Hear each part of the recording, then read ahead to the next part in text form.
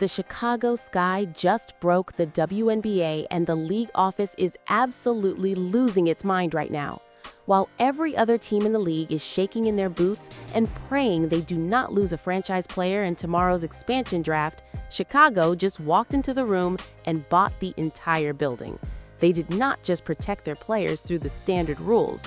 They went behind the scenes and executed a cold-blooded heist that has left the Toronto Tempo and the Portland Fire looking like absolute amateurs. Yo, if you love real basketball stories, deep dives, and the drama behind the game, you're in the right place. But if you want to take it to the next level, hit that join button. Members get exclusive content, early access, and behind-the-scenes drops you won't see anywhere else. Plus, you're directly supporting the channel and helping us bring you even better content. So if you rock with basketball spilled, become a member today. Let's keep the game alive. This is the total meltdown of the expansion process as we know it. The Sky front office just proved that if you have the guts to play dirty with your assets, you can make the rules work for you instead of against you. This is not just a strategic win. This is a message to every other team that Chicago is untouchable, and they will do whatever it takes to keep their stars in the building. Before we get into the gritty details of how this immunity deal went down, you need to decide if you are a real fan or just a casual viewer. The league does not want you to know the truth about these backroom deals, and they are trying to bury the real story. If you want the unfiltered truth and the deep dive investigations the mainstream media is too scared to touch, you need to join the inner circle right now. Click that join button to become part of our exclusive membership where we drop a weekly documentary that the league office wishes we would delete. Do not forget to hit the hype button and use the super thanks to support this investigation, because the truth is not free. We are the only ones willing to call out the corrupt front offices and the toxic league politics that are trying to ruin the game. Join the inner circle today and stand with the truth seekers who refuse to be silenced by the WNBA's PR machine. The move happened on April 1, and everyone thought it was a joke until the paperwork hit the league office and the reality set in. Chicago sent the number 17 overall pick to the Portland Fire and the number 26 overall pick to the Toronto Tempo. On the surface, that looks like a couple of late picks being moved for future considerations, but the kickback is where the real crime was committed against the rest of the league. In exchange for those picks, both expansion teams signed a legal agreement that they will not touch a single unprotected player from the Chicago Sky roster. This is unprecedented expansion immunity that the league never saw coming. Chicago basically paid a small fee to tell the expansion teams to keep their hands off the most valuable young core in basketball. This means Angel Reese and Kamilla Cardoso are staying exactly where they are, and there is nothing the Vultures in Portland or Toronto can do about it. The Sky front office knew that the expansion teams were coming for their blood.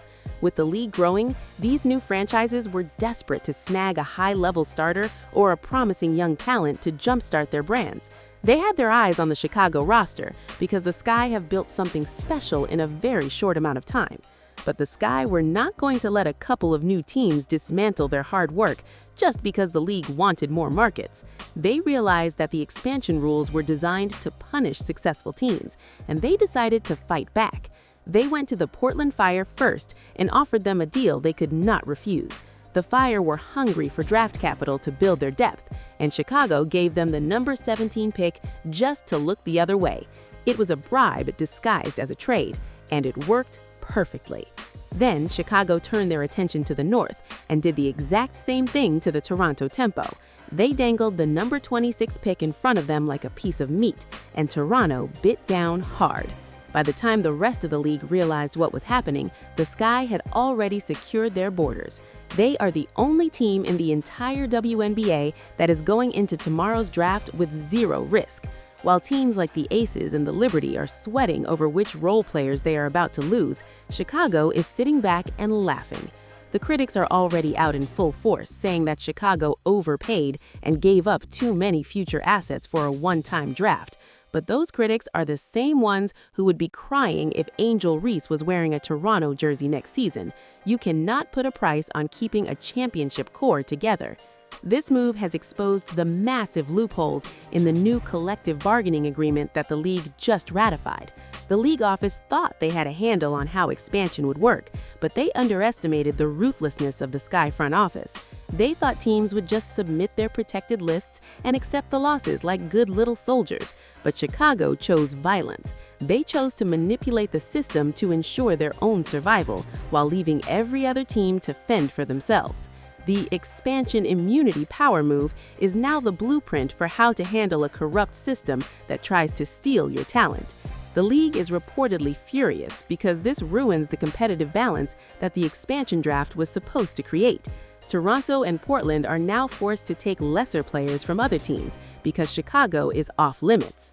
The drama behind closed doors was even more intense than what the cameras caught on the surface.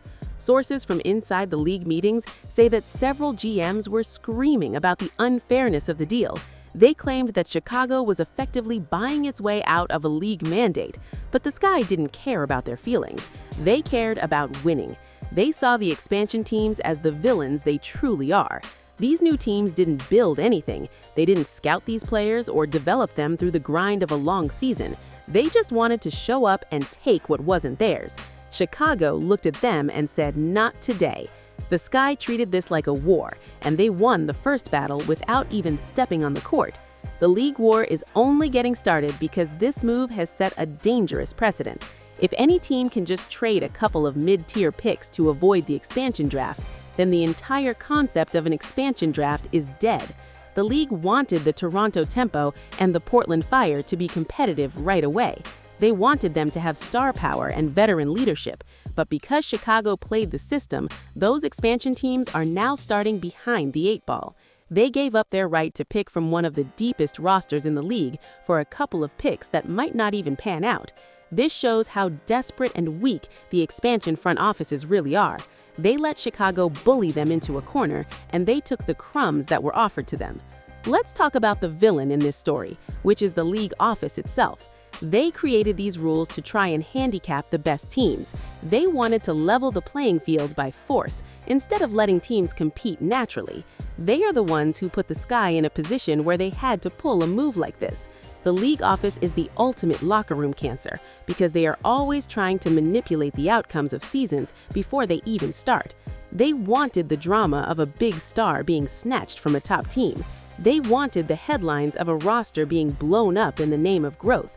But Chicago refused to be a victim of the league's narrative.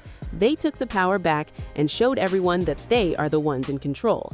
The evidence of this league-wide frustration is everywhere. You can see it in the way the other owners are talking about closing the loophole in future seasons. They're scared because they didn't think of it first. They were too busy following the rules, while Chicago was busy rewriting them. This is the same toxic energy we see every time a team decides to prioritize their own success over the league's watered-down version of fairness. The Sky are being portrayed as the bad guys for protecting their players, but in reality, they are the heroes of their own story. They are the ones standing up for their locker room and making sure that the family they built stays together. The stat sheets don't lie about the value of what Chicago just protected. Keeping Angel Reese and Kamilla Cardoso together for the long term is worth way more than a 17th and 26th pick. Those players are the future of the franchise and the face of the league. If the Sky had lost even one of their key role players, it would have been a massive blow to their chemistry. We have seen in the past how expansion drafts can ruin a team's momentum. We have seen teams lose their heart and soul to a new franchise and never recover. Chicago saw the history books and decided they weren't going to be another chapter in someone else's success story. They chose to be the authors of their own destiny. The fallout from this is going to be felt for years. The Portland Fire and the Toronto Tempo now have to explain to their fan bases why they passed on the chance to take elite talent from Chicago. They have to explain why they thought a couple of picks were more valuable than a proven WNBA starter. It makes those front offices look incompetent and easily manipulated. They were played like a fiddle by a Chicago organization that knew exactly what they wanted. This is why Chicago is a championship contender, and these expansion teams are already looking like lottery bottom feeders.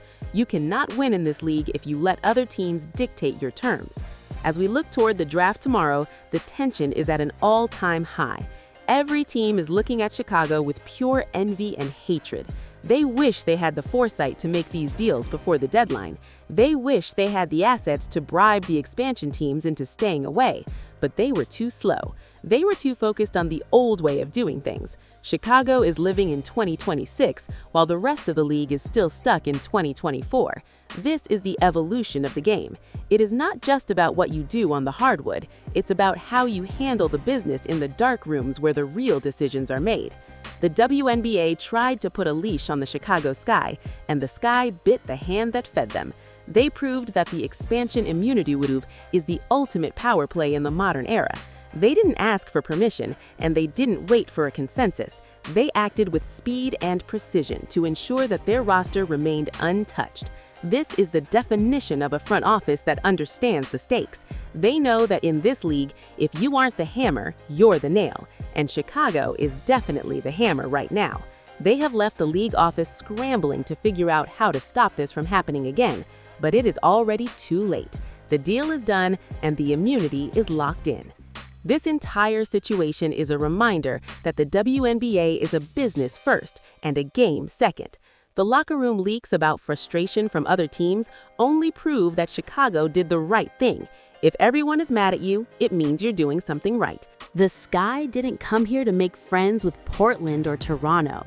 They came here to win rings. And you don't win rings by letting your best assets get snatched away by a team that hasn't even played a single game yet. The Sky front office deserves a standing ovation for having the guts to pull this off. They protected their stars, they protected their culture, and they protected their future.